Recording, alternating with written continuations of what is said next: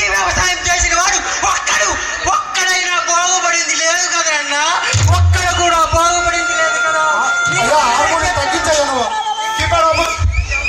ఈ వ్యవసాయం వదిలి నాతో రమ్మని అయినా మీరు నా మాట వినకుండా మీరు పడని కష్టం లేదు, మీరు చూడని నష్టం లేదు, మీరు ఎరుగని చావు లేదు కదన్నా, మీరు ఎరుగని చావు లేదు కదా. పొలాలు అన్ని హలాలు దున్ని నిరాతనంలో ఏమో పండగ విరామ వెనుక పరిశ్రమించే బలం దరిద్రికి బలిగావించే కర్షక వీరుల కర్మ ఫలానికి ఖరీదు లేదు అన్న నినాదాన్ని విశ్వసిస్తున్న రైతు నన్ను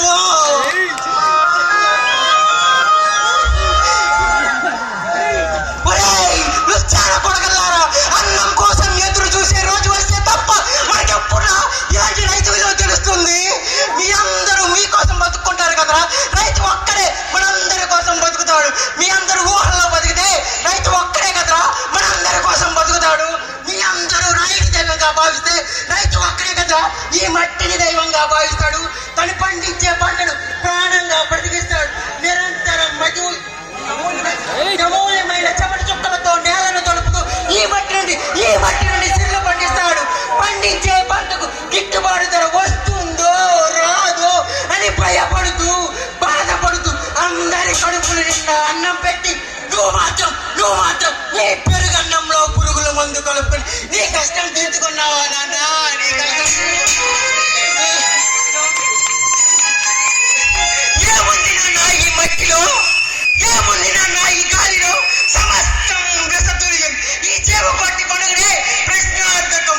కుక్కడు నీటి కోసం, కుక్కడు మెతుకుల కోసం అడువై రైతే రారాజు అన్న నినాదాన్ని విశ్వసిస్తూ సిక్కి సౌల్యమైన బ్రతుకులు సాగిస్తూ పంటలు పండక పండిన పంటకు గిట్టుబాటు ధర లేక ఆత్మాభిమానాన్ని వదిలేసిన నా కళ్ళ సూర్యుడు అస్తమించినే. అయ్యో భగవంతుడా,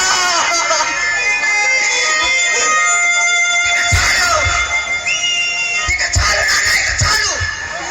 ఈ ప్రజల కడుపులు నింపి మీరు చేస్తున్న వ్యవసాయం ఇక చాలు. ఇక్కడ నుంచి నేను చేస్తాను నాన్న వ్యవసాయం. ఇది కడుపులు నింపే వ్యవసాయం కాదు నాన్న, కడుపులు నింపే వ్యవసాయమే కాదు, కడుపులు మండే వ్యవసాయం. ఈ మట్టిలో గంజాయి పండించి లెక్కలేనంత డబ్బులు సంపాదించి ఈ దేశాన్ని నా గుప్పట్లో ఉంచుకుంటాను. ఇక్కడ నుంచి నాకు రైతు అంటే శత్రువుతో సమానం నాన్న, శత్రువుతో సమానం. అందుకే నీ చితికి కూడా నిప్పు పెట్ట